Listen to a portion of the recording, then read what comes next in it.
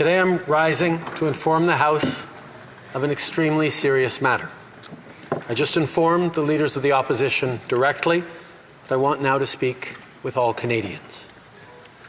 Over the past number of weeks, Canadian security agencies have been actively pursuing credible allegations of a potential link between agents of the government of India and the killing of a Canadian citizen, Hardeep Singh Nijjar. Canada is a rule of law country.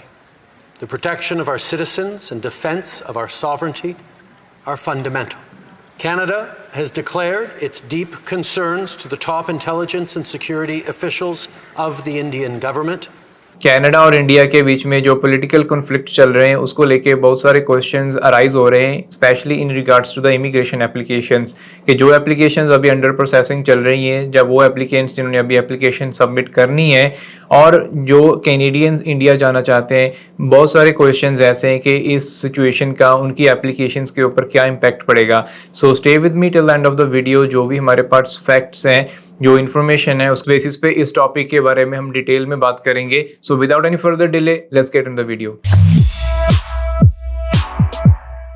So guys, welcome back to the sea link immigration channel. आज हम बात करते हैं दोनों countries Canada और India के बीच में जो एक पॉलिटिकल अनसर्टेनिटी चल रही है उसके बीच में आपकी इमिग्रेशन की एप्लीकेशन पे क्या इम्पैक्ट पड़ सकता है, मोर ओवर इसके फ्यूचर कॉन्सिक्वेंसेस क्या हो सकते हैं. अगर हम बात करें तो शुरुआत इस पूरी क्राइसिस की तब होती है जब कैनेडियन प्राइम मिनिस्टर अपनी पार्लियामेंट में ये अनाउंस करते हैं कि उनके कैनेडियन सिटीजन की हत्या में इंडियन एजेंसीज का हाथ होता है.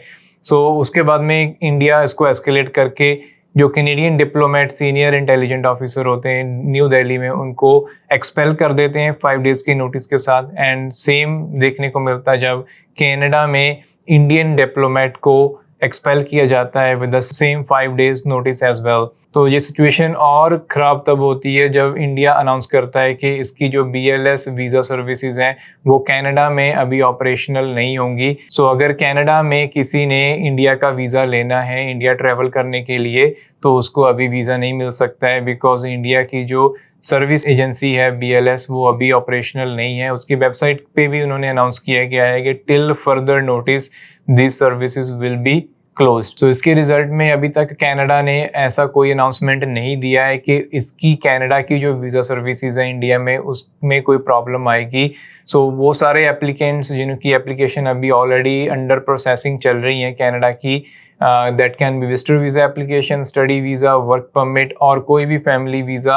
अगर एप्लीकेशन आपकी लगी हुई है अभी तक उसमें कोई प्रॉब्लम या कोई इशू नहीं देखने को मिला है, बिकॉज कनाडा का जो वीज़ा सर्विसेज एजेंट है BFS उस पर ऐसी कोई अनाउंसमेंट नहीं हुई है और उसके जो सारे ऑपरेशंस हैं अभी नॉर्मली ऑपरेट हो रहे हैं. अगर आपने कोई बायोमेट्रिक्स कराने हैं, अगर आपने पासपोर्ट रिक्वेस्ट आई हुई सबमिट कराना है और for any other Canadian immigration applications आप उसको रीच आउट कर सकते हो BFS अपने लोकल ऑफिस को, एंड वहाँ पे अपनी एप्लीकेशंस एज नॉर्मल सबमिट कर सकते हो. अभी इसके जो फ्यूचर कॉन्सिक्वेंसेस देखने को मिल सकते हैं बहुत ही ज़्यादा सिवियर भी हो सकते हैं, बिकॉज जब भी डिप्लोमेट्स को एक कंट्री से एक्सपेल किया जाता है वो एक बिगिनिंग मानी जाती है पॉलिटिकल बार की. ये सिचुएशन और कितनी वर्स हो सकती है इसका अनुमान लगाना अभी बहुत डिफ़िकल्ट है, बिकॉज अभी ये सिर्फ first week of the situation है एंड उसमें ही काफ़ी जो डिसीजंस है वो ले गए हैं.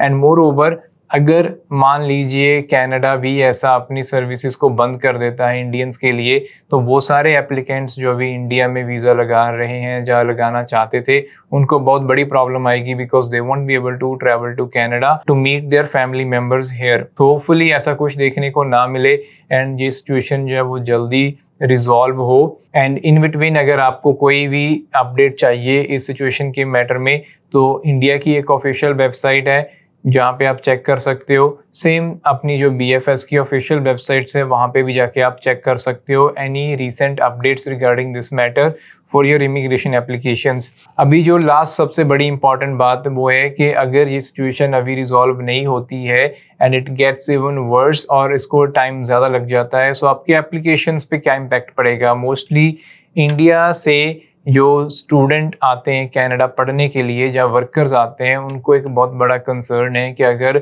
ऐसी सिचुएशन रही दोनों कंट्रीज के बीच में तो उनके वीज़ा के जो अप्रूवल रेट्स है उस पर भी इम्पैक्ट पड़ सकता है। बिकॉज जब भी किसी कंट्री में एक अनसर्टेनिटी रहती है, पॉलिटिकल इशू बने रहते हैं, तो उनकी जो वीज़ा इशुएंसेस हैं वो भी कम हो जाते हैं।